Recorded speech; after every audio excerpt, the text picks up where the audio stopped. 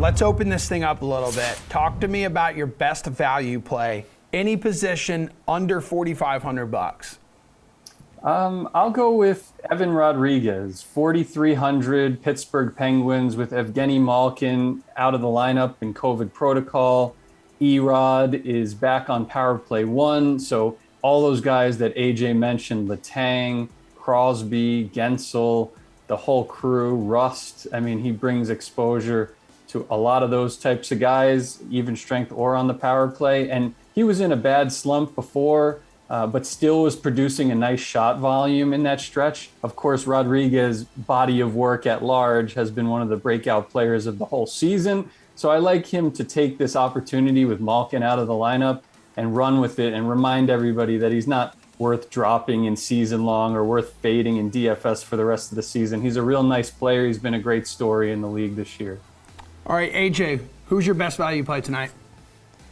Well, it might be Pete with picks like that. I think it's time to replace Paul on the podcast and slot Pete in with just these fantastic takes. I mean, what can I say? Look, for me, there's a couple of guys, one of which is a little dependent on what we see out of Colorado today. Samuel Girard comes in at 4,300, and with McKinnon out, they were using 2 blue liners on that top power play unit, both Girard and Cale Makar. So if they continue to do that at today's morning skate, I think he's someone to watch.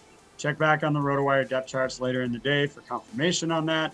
And then the other option I really like is Peyton Krebs for Buffalo.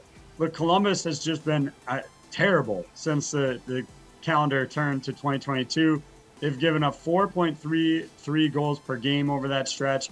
Krebs comes in at floor price of 2,500.